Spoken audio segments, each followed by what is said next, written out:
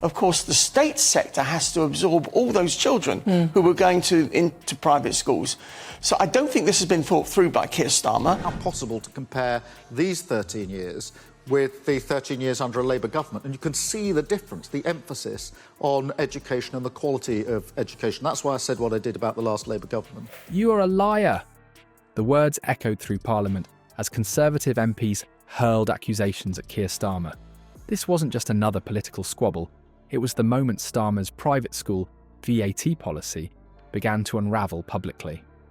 In the next few minutes, I'll walk you through how this parliamentary confrontation has spiralled into a national education emergency, with schools closing in Starmer's own constituency and up to 300,000 jobs at risk. The evidence mounting against the Prime Minister is more damning than what the mainstream media is willing to show you. Now, he said he'd do that straight away. The party estimates this will raise about £1.7 billion of funds to be spent on the state school sector. We want to get state schools to the same level as private schools, but it needs more than words. It needs resource. The National Association of Head Teachers have welcomed your reforms. Before we move on, I'd like to ask you a small favour. If you appreciate this content, please take a second to like this video and subscribe to the channel. Over 98% of you watch the videos without subscribing.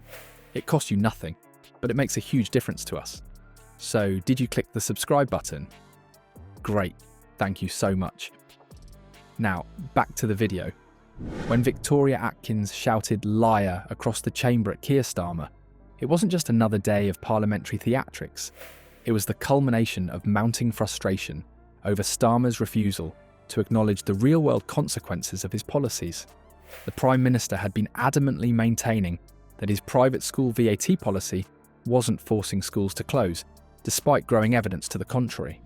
The truth Starmer tried to dismiss came from his own backyard. The village school for girls in Camden, right in Starmer's constituency, publicly stated that his VAT policy had made their business unsustainable. This wasn't some distant economic theory or political scaremongering. It was a direct consequence affecting children and families in the very community Starmer represents in Parliament.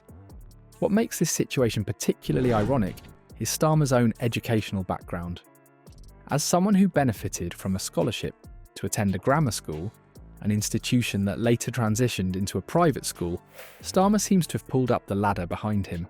His personal journey through education stands in stark contrast to the policies he now champions, raising uncomfortable questions about his commitment to providing equal opportunities for today's students. The school has blamed Labour's tax raid for its closure. They said that it was pretty much the straw that broke the camel's back. It was a struggling school, but it was managing until this final nail in the coffin. But they have also said this, that it needs significant additional investment will be needed for schools, that they need the more resource. When the Speaker intervened, forcing Atkins to withdraw her liar accusation, the damage was already done. Parliamentary decorum may have been restored on paper, but Starmer's credibility lay in tatters. Conservative MPs voiced their frustration at the Prime Minister's lawyer-like evasions when confronted with direct questions about the impact of his policies. Rather than addressing concerns head-on, Starmer has repeatedly sidestepped the issue with the kind of verbal gymnastics that might impress in a courtroom, but fall flat when real livelihoods are at stake. The economic projections paint an even bleaker picture. Analyses suggest Starmer's VAT policy could result in job losses ranging from 130,000 to a staggering 300,000 across the country. These aren't just statistics, they represent teachers, administrators and support staff whose careers and families face devastating uncertainty because of a policy Starmer refuses to reconsider.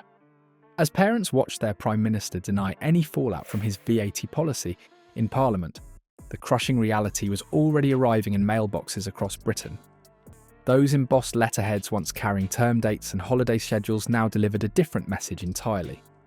permanent closure notices. Not be able to afford to send their children to private schools. And these are families coming from ordinary backgrounds whose parents are probably working overtime or taking second jobs to be able to afford the actual school fees. So will you commit to more investment for schools and education ahead of the next general election to fulfil your mission beyond what you've already set out? Thank you. With Starmer's policy explicitly named as the final blow to schools that had weathered decades of challenges. The theoretical projections of job losses turned into brutal reality as private institutions began shuttering in waves. Each closure triggered a desperate scramble for limited spots in state schools that were already operating beyond capacity. What happens when thousands of displaced students suddenly need new classrooms? Pure chaos. In communities nationwide, state school head teachers found themselves facing impossible decisions about which children they could accommodate, while local authorities scrambled to find emergency solutions. For middle-class parents who had stretched their finances to breaking point to afford private education, the consequences were devastating. These weren't wealthy elites, but ordinary families, nurses, teachers, small business owners, who had prioritised education above all else. Now they faced the harsh reality that the high-performing state schools they'd hoped might salvage their children's educational futures were already oversubscribed, with classroom sizes swelling and resources dwindling. The ripple effects extend far beyond the middle class. Working families dependent on nursery schools received warnings of substantial fee increases as early years providers struggled to absorb the VAT burden.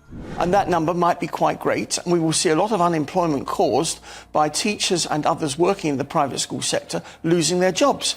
Getting rid of the tax breaks for private schools, the VAT, does yield over £1 billion, and that we will use for the jobs. These price hikes hit households already buckling under cost of living pressures, forcing impossible choices between childcare and other essentials.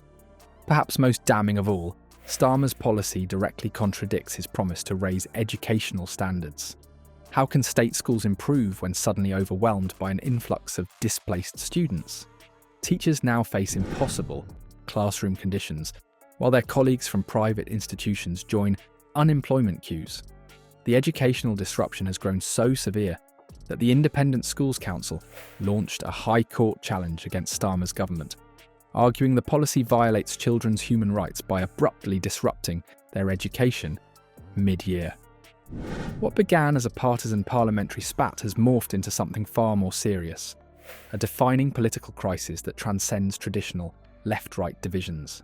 By refusing to acknowledge these tangible consequences, Starmer has transformed legitimate policy criticism into questions about his basic honesty and judgment. Of course, the state sector has to absorb all those children who were going into private schools. So I don't think this has been thought through by Keir Starmer. How possible to compare these 13 years with the 13 years under a Labour government, and you can see the difference, the emphasis on education and the quality of education. That's why I said what I did about the last Labour government. What we're witnessing isn't simply a political misstep, it's a fundamental betrayal of trust. Starmer's continued refusal to face reality speaks volumes about his character. While British families scramble to secure their children's futures, the Prime Minister hides behind technicalities and lawyer speak, rather than addressing the educational carnage his policies have created. The pattern is clear: promise one thing, deliver another, then deny the consequences. This disconnect between rhetoric and reality now threatens to become Starmer's legacy. As the education sector fractures under pressure, the damage extends far beyond classroom walls into the very fabric of British society. The crucial question isn't whether Starmer made a mistake, politicians frequently do, but whether he possesses the integrity to acknowledge it. His administration stands at a crossroads: admit the truth and change course, or continue defending the indefensible.